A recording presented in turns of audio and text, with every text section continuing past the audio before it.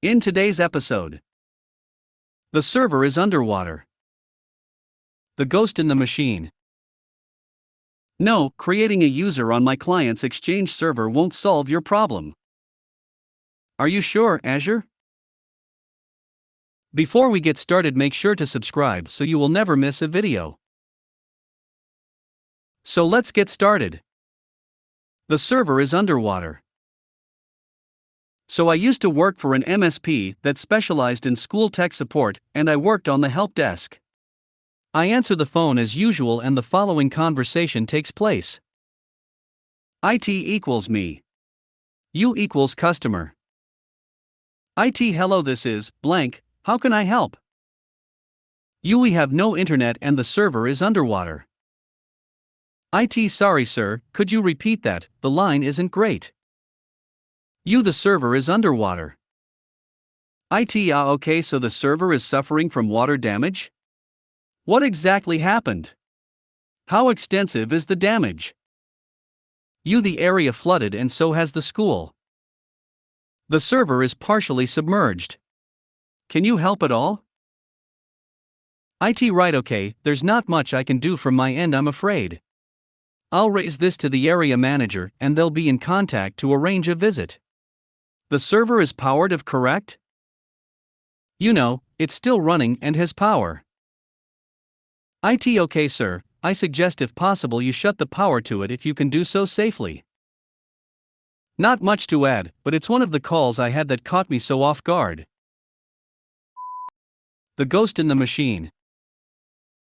This story is one that I always remember, because it has taught me to take a look at things a little differently. So a few years back I worked at a point of sale, POS, company that provided systems to casinos for their various restaurants and snack areas. One such customer called us in a panic that one of their machines was randomly opening the cash drawer in one of their snack areas, and they were about to get in trouble with the Gaming Commission. For those that don't know, all casinos are governed by a Casino Gaming Commission that regulates how money, machines and other various aspects of the business are run to keep them above board. So off I go, about 1.5-hour drive, out to them to take a look. As anyone who has gone to work at a casino, security is so much fun. /S. I check in with my ID and am issued a guest pass, and then had to wait about 10 minutes for a security guard to come and escort me. First they take me to the security camera room and show me the recordings of the drawer opening on its own, both with people around and without. Once I am fully confused, then I am shown to the area in question, which is another fun thing. They have to be with you the whole time, no matter how long it takes you. As a side note, for anyone that has gotten this far, I have already ruled out any viruses or hacks purely because the systems ran on CE, and they would have needed to get to past the main firewall and a few other hurdles just to get to these machines. So I show up and go to work on the machines. I start testing things and the drawers pop up just fine. There were 2 drawers on this machine. All the connections look fine, so I start taking apart the drawer to see if maybe there is a short in the drawer.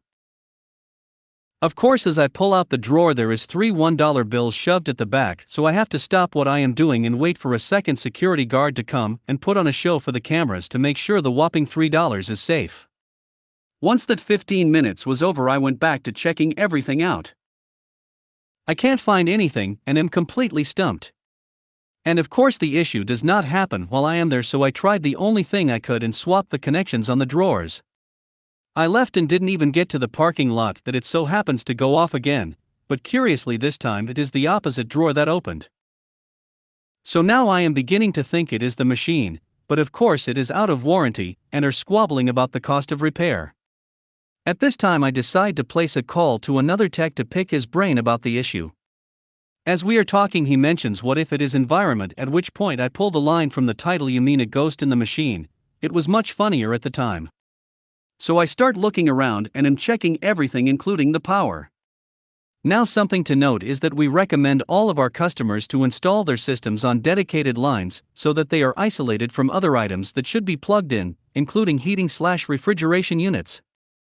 This is usually denoted by the power outlet being orange.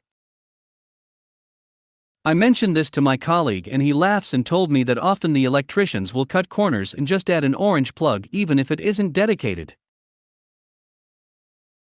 And not 2 seconds later the compressor for the soda fountain machine about 5 feet away kicks on, and what do you know, the drawer pops open as well. I bust out laughing because of how simple, yet complicated this has to be.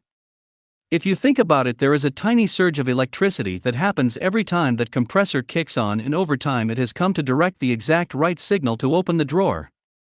At this point I let my colleague go and advise the customer of the issue.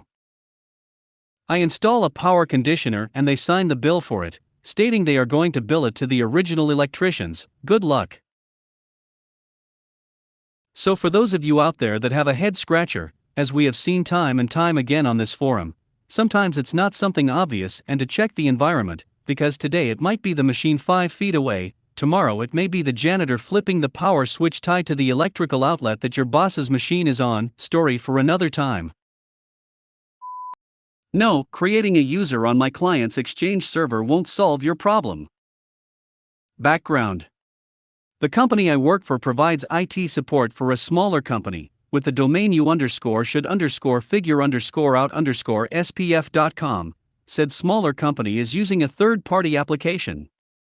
That third-party application is being configured on the vendor's end to send email, as someone at u_should_figure_out_spf.com.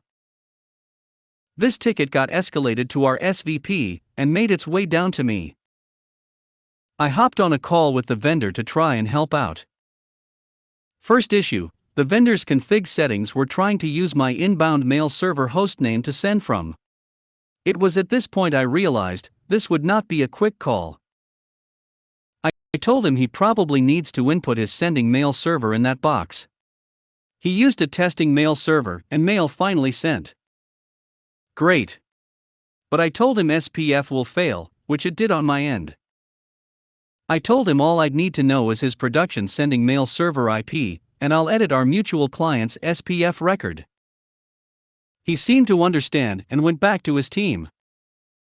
Fast forward a few hours and I get an email saying his admin thinks it'd be easier if I created a new email address on my client's Exchange server.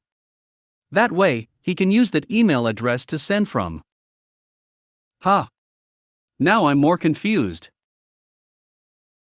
We get back on a call, and he explains that if I make a user on the client's Exchange server, he can, on his end, use that email address to send email from. Okay. How? I ask him. Silence. He was somehow under the impression by creating a user, he would be able to send email from the client's Exchange server itself. That's not how any of this works. I had to explain that my creating a user doesn't mean he has magical access to a client's Exchange server to send email from. He seemed confused still. And I proceeded to explain to him again how this needs to be set up on his end, and what information I need to edit an SPF record, and this will be resolved. It's not resolved yet because they can't tell me what server they will be using to send email from. Confused, wondering how some people actually keep their jobs. Look. Are you sure, Azure? Your app takes 10 seconds to load. Oh no, that sounds like a serious bug. Thank you for letting us know. Of course, we were perfectly aware of that. That was the exact reason why we were frantically trying to figure out why our new and shiny resource booking app had the performance of a Y2K era P2P connection. When we developed it, everything seemed fine and dandy, but come beta release and deployment to that newfangled cloud thing, the problems started to pile up. Entire parts of the application crashed, because they were waiting on other parts that took ages to finish, causing the aforementioned parts to throw their hands up in frustration and go for a beer just for the previously busy parts to finally finish and wonder where everyone has gone and why nobody invited them. Frankly, ridiculous amounts of caching, waiting spinners, and a complete restructuring of the codebase did nothing to solve the problem. The app was painfully slow. Dude, there must be something fundamentally wrong. My homemade PHP server in the 90s was faster than this. I know, but I'm all out of ideas. I went through the code bit by bit, and there is nothing that could cause this. So, we went through the entire codebase again, looking at every function that possibly could be the culprit. Wait, you are fetching the resources from the database one by one here. And always waiting for the reply, yes. The database throws a fit if I try to run multiple requests at once. Applications usually don't store their own data. They hand it off to a database, which is a completely different program, usually running on a separate server, and request it back when they need it. This process is a common bottleneck in an application, since it's dependent on how fast the database can respond. But we are fetching hundreds of datasets. Do you mean that we wait for every single one? I mean, yeah. We probably should get them all at once.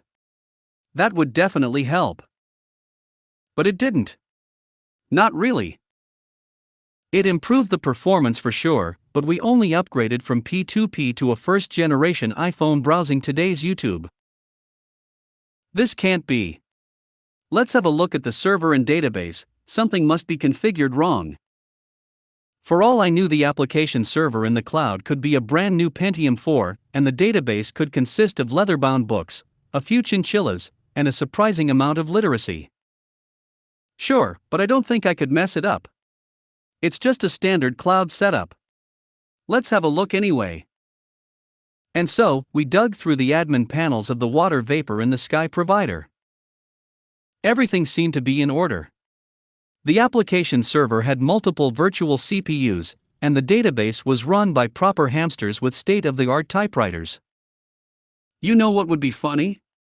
If the database is in the wrong location. What do you mean? Imagine the application is running here in Europe and the database is running in the US. That would cause the requests to take forever, and cause the massive slowdown. We looked at each other with that sinking feeling you usually don't want to have. Turns out the hamsters were in fact not located next door, but resided in the faraway land of the lax labor laws, being very confused about the weird language they had to write down and getting a bit xenophobic in the process. That explained our massive performance problem. The transmission delay, not the xenophobia. Since we were fetching hundreds of datasets one after the other, we always had to wait for the data to make it back from the other side of the world before we could request the next bit. We moved the hamsters to Europe and trained them in local customs and indoor voices. Lo and behold, our application was lightning fast. We informed the users that we fixed that elusive bug and tried to get the travel expenses of the jet-setting data refunded. It was sadly denied. The data apparently doesn't have an expense account.